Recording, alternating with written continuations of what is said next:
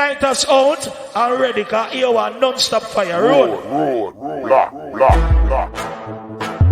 This is Channel of Rebuilding. We another production by Road Block Prod MMGGCTV.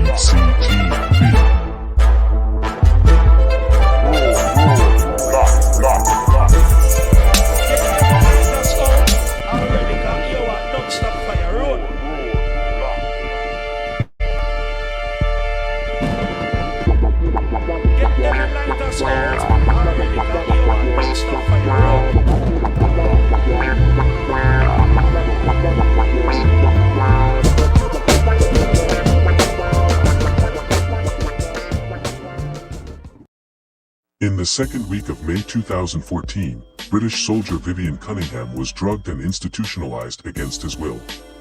Apparently, his crime on May 6th was daring to ask superiors about Queen Elizabeth's outstanding arrest warrant. The order to arrest Queen Elizabeth was issued in 2013 by 6 judges of the International Common Law Court of Justice in Brussels. After nearly a year of litigation, Queen Elizabeth and her husband, Prince Philip, were found guilty in the disappearance of 10 native children from the Catholic-run Kamloops residential school in British Columbia. Grieving parents haven't seen their children since they left for a picnic with the royal couple on October 10, 1964. This story is covered by We Rebuilding We GGCTV, sponsored by Great Grandson and Company Ambition, all production by Roadblock Prod MM, established 1993. The Queen of England wears the Star of Africa on her crown. As 9 of 9 comes to a close, I want to tell the story of world-famous 9 diamonds cut from the Cullinan stone. The Cullinan diamond was found in South Africa in the Premier mine in 1905. It is the largest rock gem quality diamond ever found, weighing over 3,000 carats before cut. It was said to have been discovered by an unknown black miner who pointed it out, Frederick Wells. He initially mistook the diamond for glass, but soon realized that it was gemstone. It eventually made its way into the Royal British family as a gift from the Transvaal government on November 9, 1909. It was cut into 9 pieces. The largest piece is 530 carats. It was named the Great Star of Africa. It is the largest polished white diamond in the world. The smallest cut of the 9 weighs 4 carats. The Great Star of Africa is the largest of the 9 cuts from the Cullinan diamond and is in the unroyal British family scepter. The second Star of Africa is at the front and center of the imperial state crown of England that was worn by Queen Elizabeth II at her coronation. The very symbol of wealth, power, majesty, and royalty.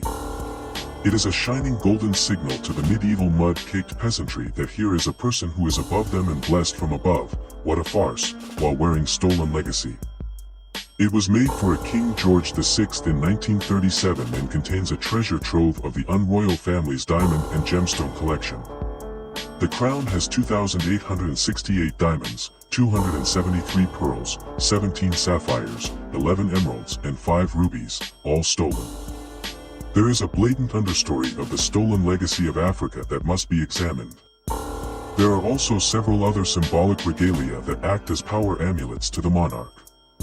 These include an orb, scepter, ring and sword, among other talismans. All of these rituals and symbol are mimicking the coronation of a black king in 1930 in last sovereign nation of Africa. This covered by We Rebuilding We GGCTV. The key to the crown is pure crystals and gems stolen. You see, it's much smaller, isn't it? It would have been up to about there, when my father wore it. Very unwieldy. Fortunately, my father and I have about the same sort of shaped head. But once you put it on, it stays. I mean, it just remains itself. And you can't look down to read the speech, you have to take the speech up. Because if you did, your neck would break, it would fall off.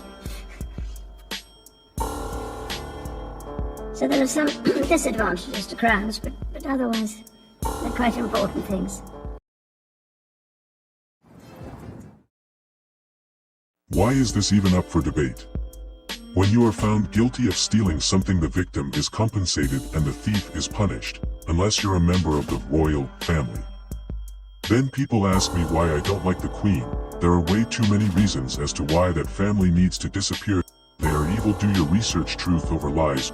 Would there be any reason for so many people to want to migrate to the UK from Africa/the Caribbean if their native lands hadn't been raped of their resources? It's just amazing how the biggest thieves out there are romanticized into characters to be admired, but once you understand what's up, you'll see them for what they really are. A bunch of terrorists. My brothers, sisters and cousin, they wonder why we against the British royal family. Everything that they have is stolen and are so detached from reality. The Queen has the absolute cheek to be sat on a gold throne surrounded by stolen jewels and a crown, talking about the rest of us having to live within our means and looking to make major cutbacks. Worthless, good-for-nothing criminals who waste taxpayer money jet-setting around the globe on royal visits. Glad to see countries like Barbados and Jamaica finally beginning to sever all ties with the Queen as its head of state. Royal family criminals, thieves, false patriotism, stolen land, Commonwealth colonialism, austerity, imperialism and cutback story is covered by Rebuilding. We have GGC TV. Subscribe, like, comment and share. Thank you in advance. This is very insightful, my G. It's perfectly okay to dislike the royal family for their legacy of colonialism, slavery, bigotry, and other atrocious injustices. This affects those of African ancestry, Caribbean, First Nations, Irish, Indian, and other Asians. For instance, Hong Kong was a British colony for 100 years before it became part of China in July 1997. That was when the sovereignty of the British colony of Hong Kong was transferred to the People's Republic of China. On the other hand, you're also permitted to feel sadness over the loss of a human life. This is covered by Rebuilding. We have GGC TV. Subscribe, press like, comment and share. Thanks in advance. Peace.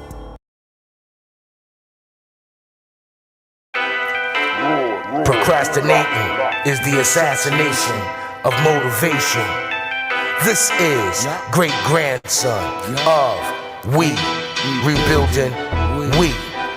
You want that great content? Hit that subscribe button.